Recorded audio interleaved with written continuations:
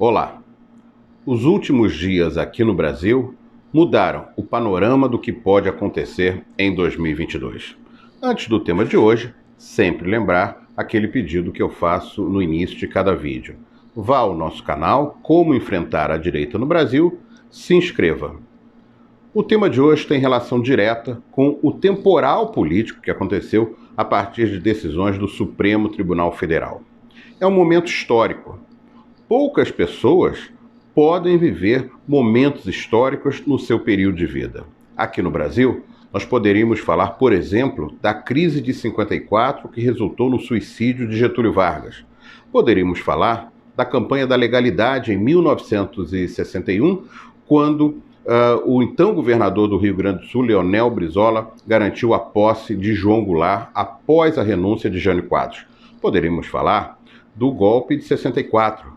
Talvez da redemocratização, da morte de Tancredo. São momentos históricos em que você, em geral, você vive uma ou duas vezes ao longo da sua vida, no máximo.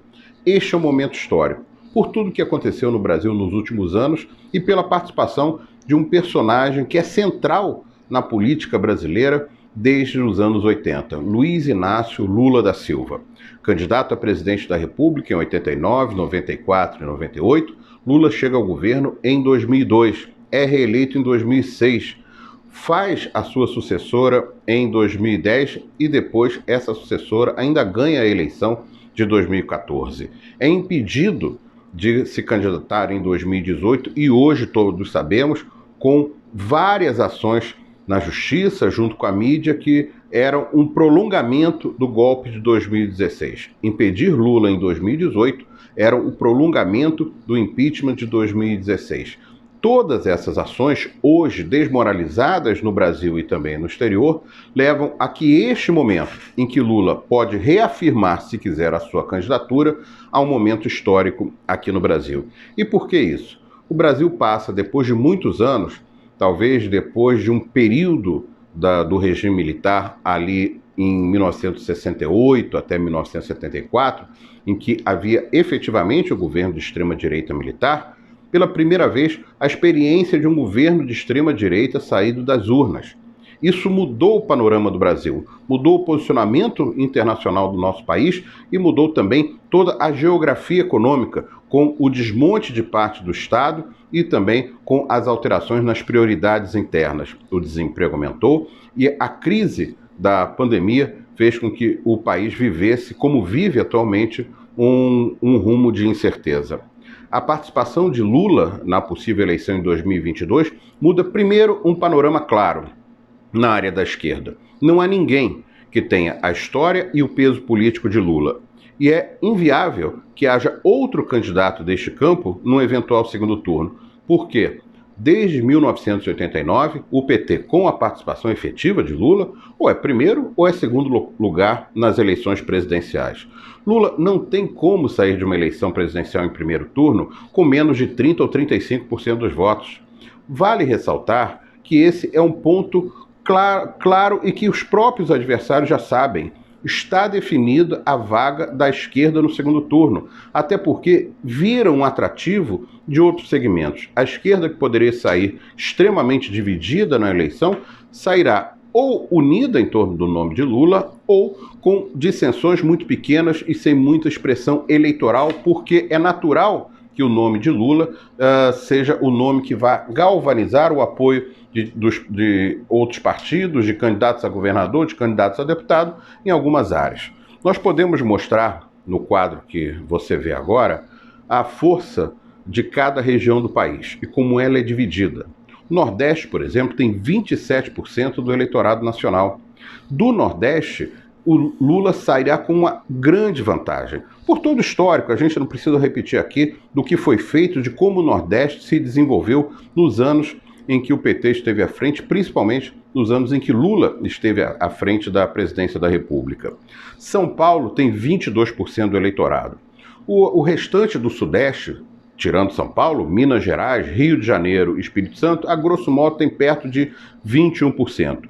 E o sul do Brasil tem 14%. O restante, os últimos 15%, 16%, ficam com a região norte e o centro-oeste do Brasil. Lula sairá com uma enorme vantagem no Nordeste. Terá uma votação muito importante no Rio de Janeiro e em Minas Gerais. E mesmo em São Paulo, não se sabe qual vai ser o desenrolar da campanha, mas o empobrecimento e a perda do emprego das classes trabalhadoras, a dificuldade das grandes cidades paulistas na questão da sustentabilidade de seus trabalhadores, fará com que esse cinturão e esse nome de Lula sejam importantes. Dificilmente o candidato do PT, se for Lula, terá menos de 30% do estado de São Paulo. Mesmo que perca no sul do país e também na região centro-oeste, a vantagem de Lula no Nordeste e o peso das votações de Rio, Minas Gerais, os eventuais 30% de São Paulo, garantem uma passagem muito tranquila para um segundo turno. A outra ponta vai ser disputada, claro, pelo presidente da República, Jair Bolsonaro. Tem a máquina na mão, tem um eleitorado que lhe dá um patamar de vantagem em relação a outro nome, eventualmente, da chamada direita liberal. Esse chamado centro liberal, que foi muito mal na eleição de 2018, tende a ter muitas dificuldades. Primeiro porque uma vaga do segundo turno já será de Lula. E a outra, muito provavelmente, a não ser que haja uma hecatombe a política aqui no Brasil, será de Jair Bolsonaro. Mas se Lula vai para esta eleição com amplas possibilidades de vitória, se não houver uma tentativa de golpe jurídico até lá, e as circunstâncias nacionais e internacionais hoje são muito diferentes das de 2018, o que fazer e o que ele poderá fazer?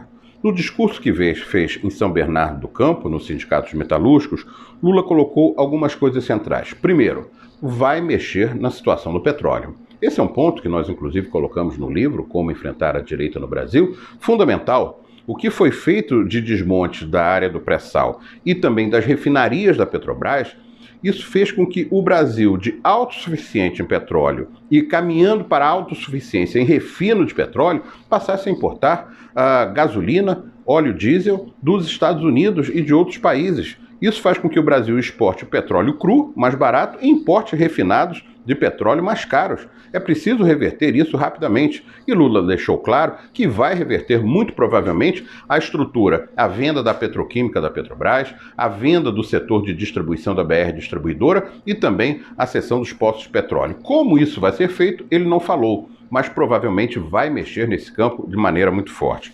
Falou também do Banco Central, da chamada a independência que foi votada pelo Congresso Nacional. Vale lembrar que um governo eleito tem a força popular para fazer as alterações de política econômica. E o que foi feito há pouco no Congresso Nacional foi tentar cercear um novo governo que venha pela frente, ao fazer com que a política monetária desse governo fique atrelada à vontade do Banco Central, quase sempre influenciado pelo mercado financeiro. Lula também deve tentar mexer nesse ponto. E um outro foi o recado que deu aos empresários, que continuará a ser um governo aberto aos empresários com diálogo, mas foi muito claro: eu vou à Fiesp, vou a outras entidades empresariais, só não sento com o pessoal da mídia porque esse já tem posição firmada. Ou seja, a mídia também será um ponto de alteração da política que foi feita antes nos 13 anos de PT.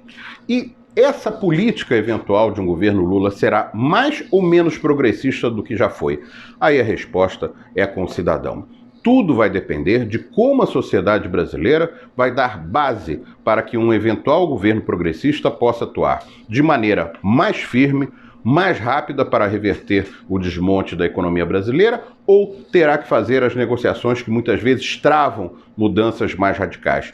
Isso vai depender de como o povo vai votar. São importantes os governos estaduais melhorar principalmente a safra de governadores do Sul e do Sudeste, mas é fundamental a eleição para a Câmara e para o Senado. Você vê aí neste quadro como saiu a eleição de 2018 na Câmara e no Senado, em que você vê aí o quadro dos partidos progressistas. São 513 deputados, você teve aí pouco mais de 50 para o PT, 32 para o PSB, o PDT não chegou a 30 deputados, o PSOL 10, o PCdoB 9, muito pouco. Quando você soma tudo isso, em geral, as votações em que a esquerda se posiciona de modo unitário no Congresso Nacional, você consegue 120, 130 deputados, não mais do que isso.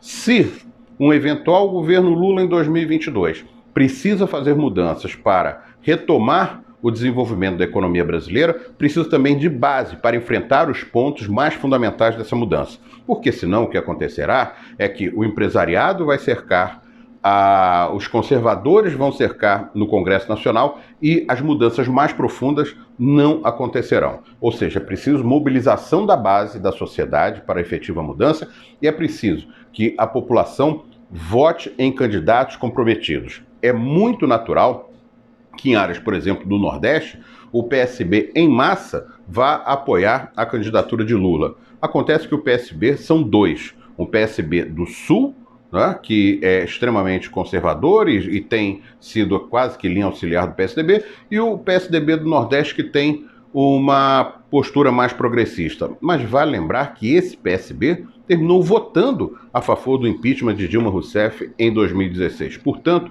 é preciso atenção, é preciso mobilização social e é preciso que saiam bancadas mais fortes dos partidos de esquerda na eleição do ano que vem.